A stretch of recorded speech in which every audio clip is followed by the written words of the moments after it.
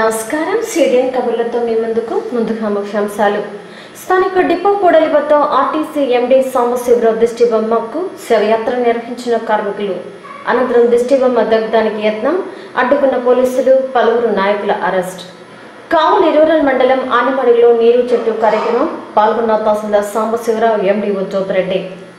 బీదా సోదరుల నమ్మకాన్ని నిలబెడతాం, పార్టీ పటిష్టతకు శాయశక్తిలో కృషి చేస్తాం. టీడీపీ పట్టణ అధ్యక్షునిగా ఎంపికైన మల్శెట్టి ప్రధాన కార్యదర్శి అమరావ్ వెల్లడి.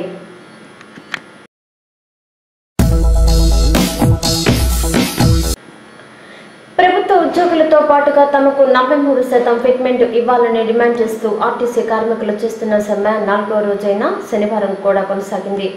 స్థానిక డిపో సెంటర్ వద్ద అన్ని యూనియన్ల జేఏసీ ఆధ్వర్యంలో వంట వార్పు కార్యక్రమాన్ని నిర్వహించారు. అదేవిధంగా కార్మికులపై కఠిన వైఖరి ప్రదర్శిస్తున్న ఆర్టీసీ ఎండీ సాంబశివరావు దిష్టిబొమ్మకు శవయాత్ర నిర్వహించారు. ఆర్టీసీ ఎండీ దిష్టిబొమ్మను మోస్తూ డిపో ఆవరణంలో కార్మికులు ర్యాలీ నిర్వహించారు. అనంతరం ట్రంక్ రోడ్డుపై మానవహారంగా ఏర్పడి దిష్టిబొమ్మను దగ్ధం చేసే కార్యక్రమాన్ని నిర్వహిస్తూ ఉండగా పోలీసులు అడ్డుకున్నారు. దీంతో కాసింతసేపు ఉద్రిక్త వాతావరణం నెలకొనింది.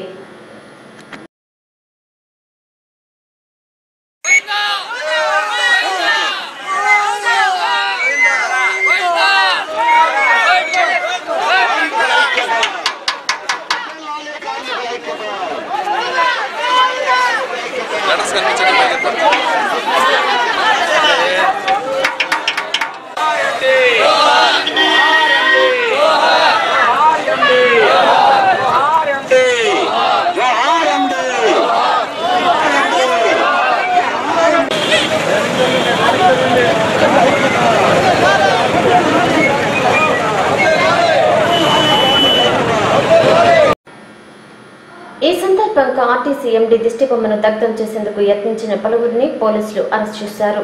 దీంతో ఆగ్రహించిన కార్మికులు ర్యాలీగా 1వ పట్టణ పోలీస్ స్టేషన్కు చేరుకున్నారు.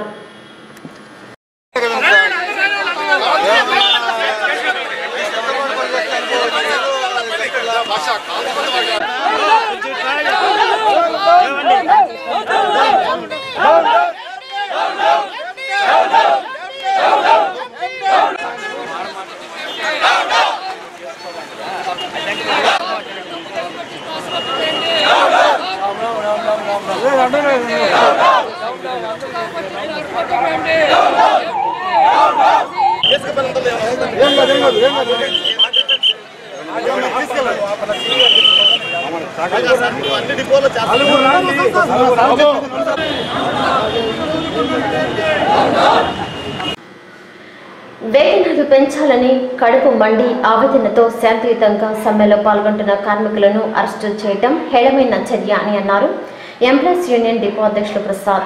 ఈ మేరకు స్థానిక ఆర్టీసీ కూడలి వద్ద నిరసన కార్యక్రమాలు చేస్తున్న కార్మికులను అరెస్టులు చేసి స్టేషన్కు తరలించారు. ఈ సందర్భంగా ఆయన మాట్లాడుతూ తమ డిమాండ్లను పరిష్కరించాలని అడిగినందుకు ప్రభుత్వం ఇటువంటి చర్యలకు పాల్పడటం దారుణమని అన్నారు. తామేమన్నా సంఘ విద్రోహ శక్తులమా లేక తీవ్రవాదులమా అంటూ ప్రశ్నించారు.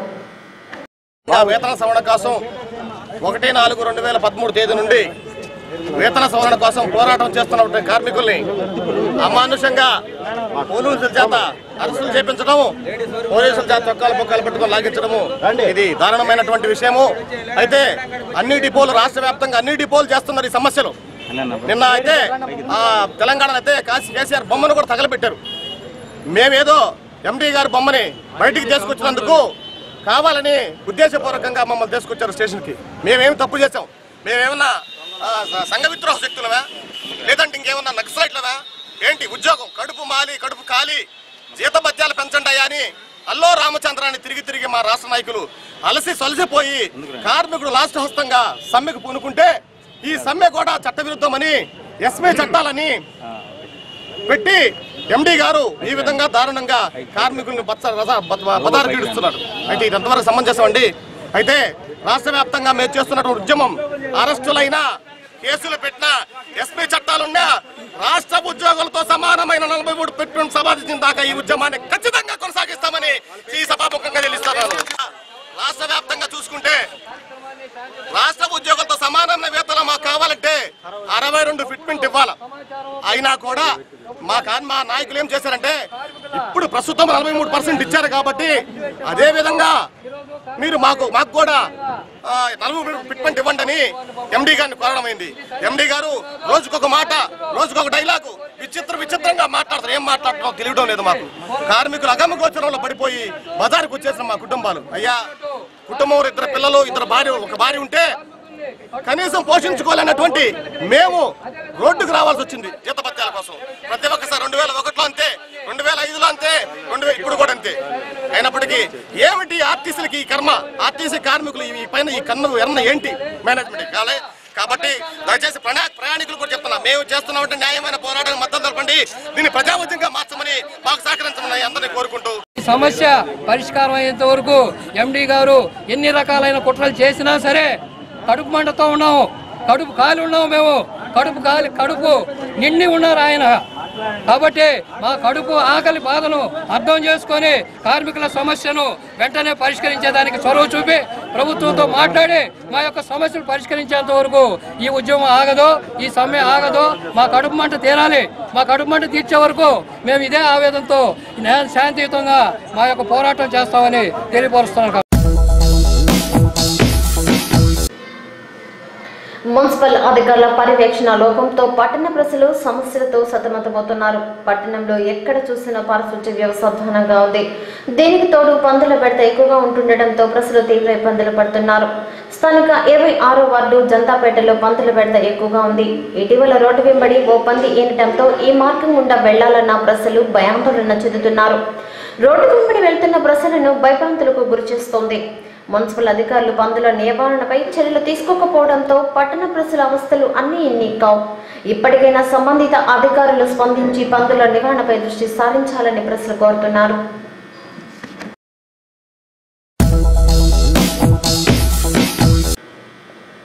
కావలి రూరల్ మండలం ఆనమడుగు గ్రామంలో నీరు చెట్టు కార్యక్రమాన్ని నిర్వహించారు. ఈ కార్యక్రమంలో tehsildar Sambasiva Rao, MPDO Jyothi Reddy, irrigation AS Sudheer, Sarvayipalem MPTC Madhavi, Anamadugu sarpanch Vijayamma, MPTC Sujatha, NRGS APO Shyamala, గ్రామస్తులు పాల్గొన్నారు. వాన నీటిని సంరక్షించుకోవడం ప్రధానమైనటువంటిది. ఈ సంరక్షించుకున్నటువంటి నీటిని ఏ విధంగా మనం దాన్ని ఉపయోగించుకోవాలి అంటే నీటి యాజమాన్య పద్ధతులు అనేవి కూడా ఉంటాయి.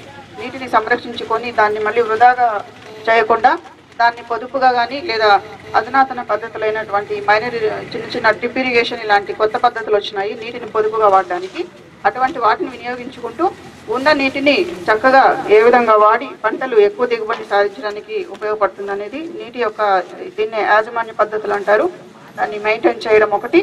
ఆ తర్వాత చెట్లని విరివిగా పెంచి ఉష్ణోగ్రతలను తగ్గించడం, హరితాంధ్రప్రదేశ్గా తీర్చిదిద్దడం, ఇవన్నీ కూడా నీరు చెట్టు యొక్క లక్ష్యాలు.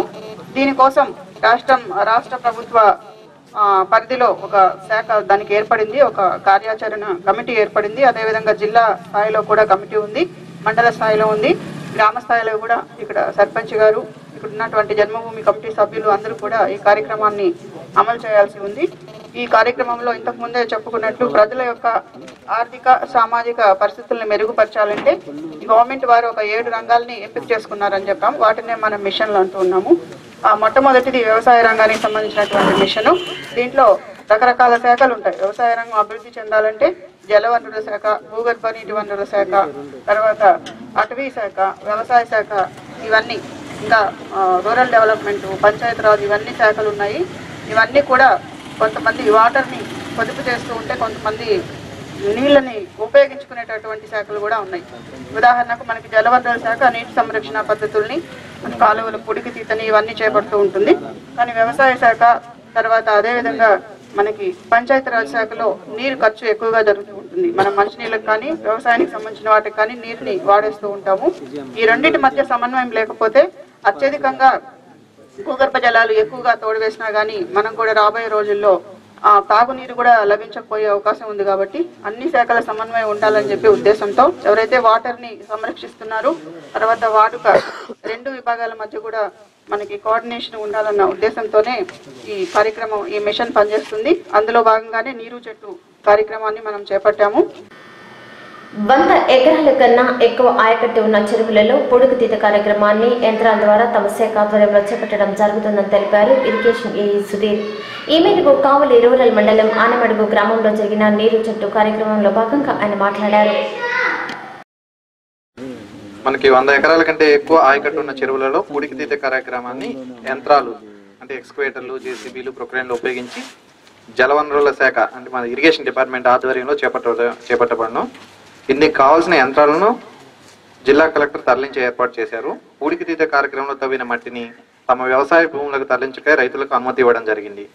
సంబంధిత జలవనరుల శాఖ కార్యనిర్వాహక ఇంజనీర్ నుండి ముందస్తు అనుమతితో రైతులు తమంతట తాముగా సంబంధిత ఏ చెరువు నుండి అయినా సరే మట్టిని త్రవ్వి తమ సొంత ఖర్చులతో తమ వ్యవసాయ భూములు తరలించుకోవడానికి కూడా అనుమతి ఇవ్వడం జరిగింది. పథకంలో ఏంటంటే ఇప్పుడు మన ఊర్లో ఉన్న చెరువు ఆనమడుగు చెరువుకి 600 ఎకరాల ఆయకట్టు ఉంది. మన ఈ పథకం కిందకే వస్తుంది. గవర్నమెంట్ ఏం చేస్తుందంటే ప్రొక్లైన్ మాత్రమే ప్రొవైడ్ చేస్తుంది, అంటే జేసీబీ.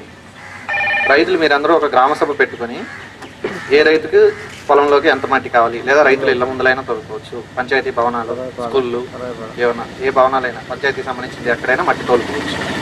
కమర్షియల్ పర్పస్కి తోలుకోకూడదు, అంటే ఇటుక బట్టీలకి, రోడ్ల పనులకి, వీటికి తోలుకోవడానికి అనుమతి ఇవ్వకూడదు. ఓన్లీ గ్రామానికి సంబంధించిన ఉపయోగాలు లేదా మన చెరువులో, పొలాల్లో కానీ ఇళ్ల ముందు కానీ అలా తోలుకోవచ్చు. దీనికి ఏంటంటే గ్రామ సభ పెట్టుకొని రైతులందరూ ఏ రైతుకి ఎంత మట్టి కావాలి, ఎంత ట్రక్కులు కావాలి అని ఒక తీర్మానం లాగా చేసుకుని ఒకవేళ మీ పేరు, మీ సర్వే నెంబరు, ఎంత మట్టి కావాలి ఇలా అందరూ ఇస్తే లిస్టు, దాన్ని గవర్నమెంట్కి పంపి శాంక్షన్ తీసుకుని వస్తాం. ఇక్కడ ఏంటంటే మనకి గవర్నమెంట్ ఓన్లీ ప్రొక్లైనర్ ఇస్తుంది. జేసీబీ ట్రక్కులకు సంబంధించిన ఖర్చు అంతా కూడా రైతులే పెట్టుకోవాల్సి ఉంటుంది. వాళ్ళ సొంత ఖర్చులతో మట్టిని చెరువులోంచి తీసుకెళ్లి పొలాల్లో వేసుకోవాలి. జేసీబీకి మాత్రం గవర్నమెంట్ డబ్బులు ఇస్తుంది.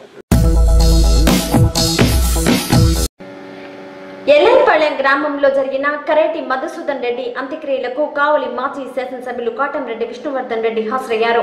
ఈ సందర్భంగా వారి కుటుంబ సభ్యులకు తన ప్రగాఢ సంతాపాన్ని తెలియజేశారు.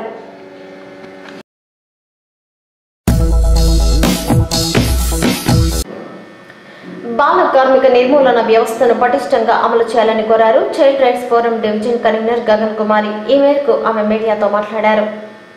ఇప్పుడు కావల్లో బాల కార్మికులు 500 పైనే ఉన్నారని మాకు వినికిడి. కాబట్టి బాల కార్మికులని పెట్టుకోవడము అంటే పనిలో పెట్టుకున్న వాళ్ళకి నేరమే, పని చేసే వాళ్ళకి కూడా నేరం. కాబట్టి ఈ హోటల్స్లో, తర్వాత బార్ షాపుల్లో, తర్వాత ఇళ్లల్లో పనులకు కూడా 14 సంవత్సరాల వయసులో వాళ్ళని అస్సలు పెట్టుకోకూడదు. కానీ కొన్ని బిస్కెట్ ఫ్యాక్టరీలో అయితేనేమి, ఎక్కడైతేమి వీళ్ళ వేతనం తక్కువ ఇచ్చి, ఎందుకు పిల్లలు పెట్టుకుంటున్నారంటే వీళ్ళకి వేతనం తక్కువ ఇస్తే వస్తారు కదా చిన్నపిల్లలు అన్నట్లుగా పిల్లల్ని తీసుకుంటున్నారు. ఎన్ని చట్టాలు వచ్చినాయి, ఎన్ని రకాలుగా చెప్తున్నారు బాల కార్మికులని ఉండకూడదు అని చెప్తున్నా కానీ వీళ్ళు ఎక్కువగా బాల కార్మికులను ఎక్కువగా పెడుతున్నారు. ఈ మధ్య ఒక ఇన్సిడెంట్ నెల్లూరులో జరిగింది. ఒక చిన్న పాపని, 10 సంవత్సరాల పాపని పనిలో పెట్టుకోవడం ఒక ఆసామి. పెట్టుకున్న తర్వాత ఆ పాప 14 ఏళ్ళకి మెచ్యూర్ అయినప్పుడు ఆ అమ్మాయిని నేనే వాడుకోవాలి, నేనే తీసుకొచ్చుకున్నాను కాబట్టి అన్నీ ఆ ఆసామి అమ్మాయి మీద కన్ను వేయడం జరిగింది. ఆ తర్వాత పాప ఎవరికి చెప్పుకోలేని పరిస్థితుల్లో మళ్ళీ పేరెంట్స్ దగ్గరికి వెళదాము అని చెప్పేసి ఇంట్లోంచి పారిపోయి అతని నుంచి తప్పించుకొని పేరెంట్స్ దగ్గరికి వెళ్ళినప్పుడు ఆ పేరెంట్స్ అక్కడ లేకపోవడం, వాళ్ళు కూడా కూలి పనులకు వెళ్ళడం జరిగింది. కాబట్టి ఆ పాప మరలా ఈ విధి లేని పరిస్థితుల్లో మళ్ళీ ఆసామి దగ్గరికి రావడం, ఆసామి ఇంకా అతనికి 60-70 సంవత్సరాలు ఉంటాయి. కానీ అతను ఏం చేశాడంటే పక్కన ఇంకొక వ్యక్తికి తీసుకొచ్చి ఆ పాపని ఇవ్వడం జరిగింది. అతను తీసుకెళ్ళి ఆ అమ్మాయిని శారీరకంగా బాగా కష్టపెట్టడం జరిగింది. అలా జరిగినప్పుడు ఆ అమ్మాయి అక్కడి నుంచి కూడా మళ్ళీ తప్పించుకొని పోలీస్ స్టేషన్కి వెళ్ళి ఈ విధంగా నన్ను చిత్రహింసలు పెడుతున్నారు అంటే ఒక్కడు కాకుండా ఎంతో మందితో వేధింపబడింది పాప. కాబట్టి ఇలాంటి పరిస్థితుల్లో తల్లిదండ్రులు ప్రతి బిడ్డల్ని తన జాగ్రత్తలో చూసుకోవాలని కూడా కోరుకుంటున్నాం. షాపుల్లో కూడా ఎక్కువ మంది విలేజ్ పిల్లలు ఎక్కువ మంది కనిపిస్తున్నారు. ఎందుకంటే వాళ్ళని మేము చూసినప్పుడు, మేము పట్టుకున్నప్పుడు కూడా ఏజ్ ప్రూఫ్ సర్టిఫికెట్లు ఎట్లా ఇస్తున్నారో తెలియట్లేదు. కానీ ఏజ్ అబ్బాయికి 17 సంవత్సరాలు ఉన్నాయని కూడా చెప్తున్నారు. కానీ 17 సంవత్సరాల పిల్లలు అయితే కాదు, 15-14 సంవత్సరాల్లో పిల్లలు ఎక్కువ మంది ఉన్నారు. మీకు ఎవరికైనా కానీ ఇట్లాంటి పిల్లలు కానీ తటస్థపడితే వెంటనే మాకు తెలియపరచవలసిందిగా మేము కోరుకుంటున్నాం. ఎందుకంటే మేము స్కూళ్ళల్లో చేర్పిస్తాము, వాళ్ళని హాస్టల్లో కూడా చేర్పిస్తాం. మీరు చదువులేని పక్షంలో చదవడం మీకు ఎలా తెలియదు అనే పక్షంలో కొంతమంది పేరెంట్స్ కూడా మేము ఎక్కడ చేర్పించాలని అంటారు. ప్రతి విలేజ్లో కూడా మంచి స్కూళ్ళు ఉన్నాయండి, స్కూళ్ళల్లో చేర్పించండి. మళ్ళీ స్కూళ్ళు ఇప్పుడు ఎక్కువ మంది ఇదిగో రోడ్డు కొన్ని ఫోటోలు కూడా మేము ఇప్పుడే చూసాము. ఆ పిల్లలు ఉపాధి పనులు అని చెప్పేసి పిల్లలు సెలవుల్లో ఇంట్లో ఉండడం పెద్ద భారం అనిపించి వాళ్ళని ఉపాధి పనులకి ఎండల్లో పనులకు పంపిస్తున్నారు. కాబట్టి బాలల హక్కుల్ని మనం కాపాడదాం, బాలల్ని చదివిస్తాం. ఈ పనులకు పెడితే ఎవరు కోల్పోతారు, ఎంత నష్టపోతారు అనేది ప్రతి ఒక్కళ్ళు అర్థం చేసుకొని ఈ బాల కార్మిక వ్యవస్థని పూర్తిగా నిర్మూలన చేద్దామని నేను కోరుకుంటున్నాను. కావలి నుండి సర్వాయిపాళానికి వెళ్లే మార్గంలో రోడ్డు అధ్వానంగా ఉన్న విషయంపై అధికారులు స్పందించారు. గతంలో మట్టి రోడ్డుగా ఉన్న ఈ మార్గంలో ప్రస్తుతం గ్రావెల్ ఏర్పాటు చేశారు. దీంతో స్థానిక ప్రజలు, గ్రామస్తులు అధికారులకు కృతజ్ఞతలు తెలియజేస్తున్నారు.